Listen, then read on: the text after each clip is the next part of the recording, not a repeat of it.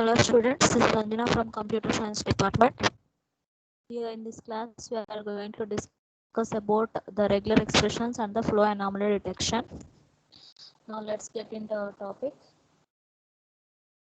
So here when it comes to the regular expressions and the flow anomaly detection, whenever here if you are going to deal with the regular expressions, if in that particular type of regular expressions, if any type of flow anomaly detections are being held, then how we are going to deal with that particular type of flow anomaly detections. Now let us see.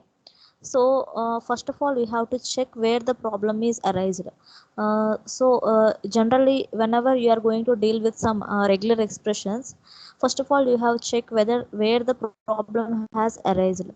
So in the generic flow anomaly detection, the problem is arised not at a just data flow anomalies, but only at the only any flow anomalies also. And here is that of looking any specific sequence of options by considering all the possible paths through a routine. So here in this generic flow anomaly detection problem, it is not just data flow anomalies but also a flow anomaly here. Here it is not looking for a specific sequence of options. By considering the entire sequence of options also, it is going to consider all the possible paths whatever in the routine. It is going to consider all the possible paths there. So now let us consider, now let the operations be set operation and reset operation. First one, the set operation means there we are going to set the expressions, and the reset operations means we are going to reset all the expressions, that what the expressions that we have used there. So it is denoted by S and R respectively, and here we want to know whether if there is any set followed immediately, set followed by reset, and immediately it is followed by reset. That is, set means SS sequence, or it is a RR sequence, whether it is a SS sequence or whether it is a RR sequence. First of all you have to check there. Why? Because in this kind of regular expressions, in this kind of some regular expressions, it is a generic flow anomaly detection problem. It is not a single type of anomaly detection, it is generic flow anomaly detection problem. Here it is looking for the specific sequence of options. So we are having multiple sequence of options there. By keeping the specific sequence of options, we are going to consider all the possible paths through a routine. So these operations are set and reset, and it is denoted by S and R respectively. And here we want to know if there is a set followed immediately by a set or reset. We have to check whether it is having some any particular problem, that here in this generic flow anomaly detection, it is not just a data flow anomaly problem but also a flow anomaly problem. And it is, we have to check whether it is looking for the specific sequence of options, or by considering all those possible paths through a routine. Now check let all these set and reset operations, how we are going to take this, how we are going to consider all these set and reset problems. Now let us see. Here in this generic flow anomaly detection problem, here we are not going to consider any type of problems here. Basically we are looking it into a specific sequence. Again we are going to set whether it is opposite, it is having some options, or it is having some possible paths through a routine or not. We have to check.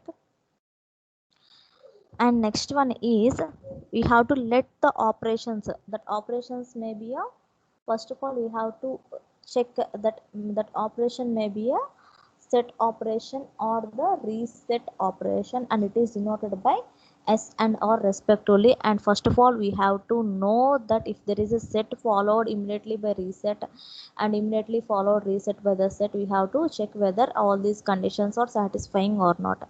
Whether in this particular case, if we got a flow anomaly detection in this particular regular expression, you have to raise for you have to check where the anomalies are raising here. If some anomalies are raised in this, in the kind of regular expressions, we will see at what flow we have to raise that anomaly, and at what particular point of time we are going to take that expressions. Finally we are going to cross that expression, and we are going to solve those anomalies. Now let us see. Here some more application examples are here if the file can be opened, we can represent it by using O, and if the file is closed it is represented by using C, and if the file is read or written, then it is represented by using if the file is read or written after it has been closed. Here the sequence is nonsensical. You have to check whether it is sensical or not. Here it is nonsensical. Therefore we can check that it is not having any kind of read or write operations, therefore such that it is closed, means closed read, closed write, just like that. These are the anomalies. That is, if the particular file is closed read, how we can read that particular kind of file, and if the file is closed, and then how we can able to write that particular kind of file. These are the anomalies that we are going to be raised here. So similarly, if that file is read before it's being written, just after opening that particular kind of file, we may we think like if we may have the bug, therefore or also the anomalous furthermore, that is OOIC, through that not actual bugs or the waste of time, and therefore it should also be examined whether it is performing perfectly or not. We are going to examine there. And here a type transport can do a rewind. That is a fast forward. That is a fast forward can be represented by using the F. And again if it is a read operation, then it is going to represented by using the R. And if it is a write operation, definitely it is going to represented by using W. So if it is a stop operation, then it is going to represented by using the option P. And if it is the skip operation, then it is going to represented by using the that is going to represented by using that is going to represented by using the K. So these are the rules considering that the use of the transport. For example, if you can't go from rewind to fast forward, so without an inverting the stop, how we can go for the rewind or fast forward to read or write without an inverting stop expression, such that these are the following sequences and anomalies. That is data file, that is DF means we have already see that. D means for rewind we are going to use that. DF means rewind and forward, rewind and fast forward. D is rewind and read. Next one, DW means rewind and write. Next, fast forward and rewind. Just like that we are going to perform the operations here. Here FR means fast forward and R means read. So for after fast forwarding also, these are the multiple types of operations for this application to read the regular expressions. So these are the following kinds of the sequence. These are the following sequences or anomalies, that is DF, DR, DW, FD and FR. These are the following sequences and anomalies. That is DF means rewind and fast forward. Rewind DR means rewind and read. DW means rewind and write. FD means fast forward and read. And FR means fast forward and read. So these are the sequences having anomalous. So we can does the flow graph lead to the anomalous sequences on any path? So if so, what are the sequences under this? What are the circumstances that we are going to apply? Let us see. Here in this data flow anomalies discussed in unit 4, unit 4 requires us to detect the DD, DK, KK and KU sequences, and are the paths with the anomalous data flows. Are these paths are comes under this anomalous data flows. So these are the some more applications for the examples, such that a file can be opened or closed or read or written So if the file is read or written to after it's been closed, the sequence is nonsensical. Therefore, CR, CW are the anomalous. Similarly, if the file is read before it's been written, and just for opening, we may have the bug. Therefore, or is also the anomalous. Furthermore, that is 0 and CC, though it is not actually a bug and are the waste of time and therefore should not be examined there here. So a tape transporter can do a rewind, that is fast forward or read or write stop operations. These are the rules concerning the use of the transport. For example, you can't go from the rewind to fast forward without an inverting stop or rewinding or fast forward, such that to read or write without inverting that stop operation. These are the sequences of anomalous, that is the rewind and fast forward, rewind read and rewind write. And next one is rewind, fast forward rewind and fast forward read. These are the anomalies that we are going to erase here. And does the flow graph lead to the anomalous sequences on any path? If so, what are the sequences under these what circumstances also we'll see here. Here the data flow anomalous discusses in this unit 4 requires to detect the uh, rewind or rewind, skip skip or skip. You, the term u represents, we have already seen that rewind use. Just like that we are going to sequences, and we have to check that are there paths with anomalous data flows. We have to check once. So this is a method that we are going to apply on this particular kind of anomalies. So first step is annotate each link that the graph with appropriate operator or the null operator. Here we have to check there. Then here we are going to simplify the things to the extent possible by using the fact that a plus a is equal to a and 12 is equal to 1. Then from this you know that the regular expressions that denote all the possible sequences of operations in that particular graph. Then you can now examine that regular expression for the sequences of interest. So for example, let a, b, c are the non-empty sets of the character sequences whose the smallest string is at least one character long. And again, let t be the two character string that are going to appear in this characteristics. So then if t is a substring, that is t appears within a b power n into c, then t will appear in a b square c. Then we can say that one as a Hong's theorem. So if we have taken this as an example, that a is equal to pp, b is equal to srr, c is equal to rp and t is equal to ss, then with this theorem states that pp into srr whole power n into rp, if it appears in pp into srr whole square is equal to srr whole square into rp.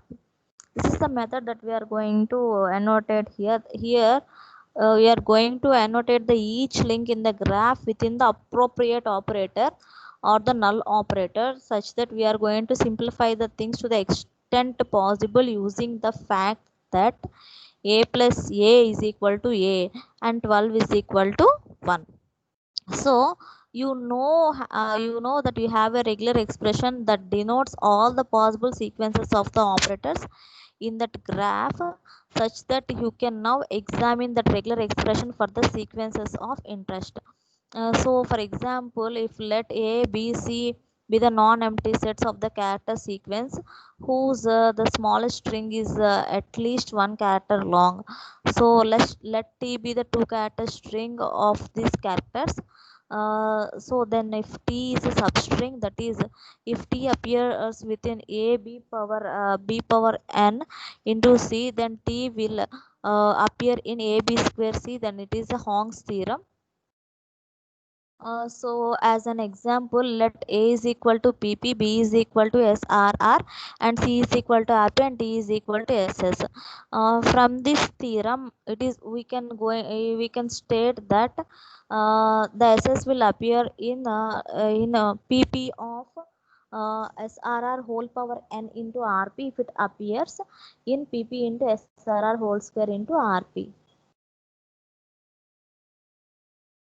So, however, let if A is equal to P plus PP plus PF, that is P is, we have seen that P is a rewind, use it for the rewind, and S for skip, R for read. So P plus rewind and rewind skip, and rewind skip read plus rewind skip, read rewind and rewind to the power of 4. So these are the operations that we are going to perform, you have to perform here first. However, let us see how obvious it is that there is a p power 4 sequence in abc power n into c. Then this particular theorem states that we have only to look at p plus that is rewind plus rewind plus rewind skip into rewind skip read plus rewind skip into read plus rewind skip whole square into read rewind. So this is we have to show that one. So simply by multiplying that out of that expression and simplifying shows that there is no p power 4 sequence. Incidentally, the above observation is an informal proof of the wisdom of looping twice discussed in unit 2. So because of this data flow anomalies that we are going to represented by the two character sequence, what are the character sequence that we are going to follow here? It follows the above theorems that looping twice is what you need to find the such anomalies. Here, if it is the multiplying out the expression and simplifying shows that there is no p power 4 sequence. Incidentally, the above observation is an informal proof of the wisdom of looping twice discussed in unit 2.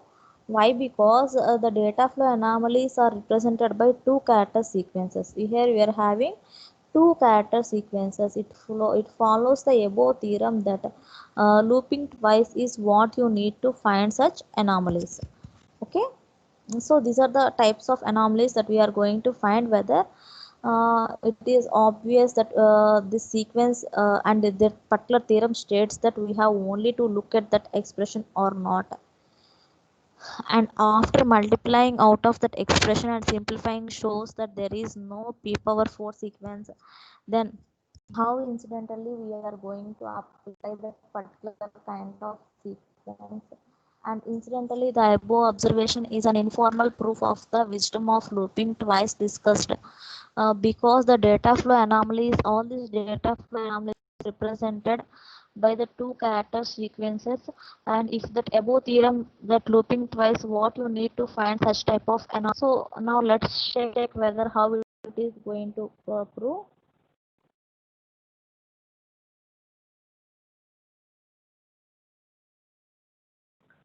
So these are the some of the limitations of the Hong's theorem. So Hong's theorem can be easily generalized to cover the sequences of the greater length, that is more than two characters, beyond three characters. Though things get complex, and this method has probably reached its iteration limit for the manual application. So there are some nice theorems for finding the sequences that occur at the uh, that will occur at the beginnings and the end of the strings, but no nice algorithms for finding the strings buried in an expression. So the static flow analysis methods can determine whether the path is or not achievable unless the flow analysis includes this symbolic execution or some similar techniques. The impact of the unachievable paths will not be included in the analysis. So the flow anomaly application, for example, it does not tell us that there will be any flow anomaly and it tells us that if the path is achievable or not, then there will be a definitely a flow anomaly. Such analytical problems go away, of course, if you take the trouble to design the routines for which all the paths are. Okay, you have to check whether all these particular paths are achievable or non-achievable. Okay, in this Hong's theorem, it can be easily it can be generalized to cover the sequences of the greater length than two characters. More than two characters, it is going to generalize. Beyond three characters, through the things get complex, and this method has probably reached its utilization limit for the manual application. So there are some nice theorems for finding the sequences that occur at the beginning and the end of the strings, but no nice algorithms for finding the strings provided in the expression. So static flow analysis method can't determine whether the path is or and is not achievable unless the flow analysis include the symbolic execution or the similar techniques. The impact of the unachievable path will not be included in the analysis.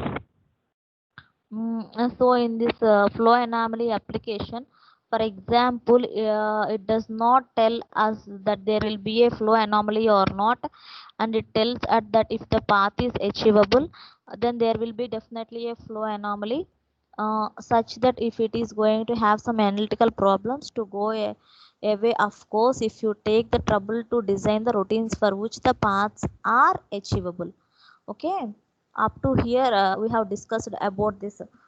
In the next class we will continue with the next topic. So based upon this, nothing will be happen here. So if it is having some limitations means each and every problem is having some limitations. So why we are looking it for the limitations means basically, even if it is having some limitations, if we observe that limitations, by considering that limitations, we will be in some safe zone. Just like that, we need to feel free that we should not use that kind of like that.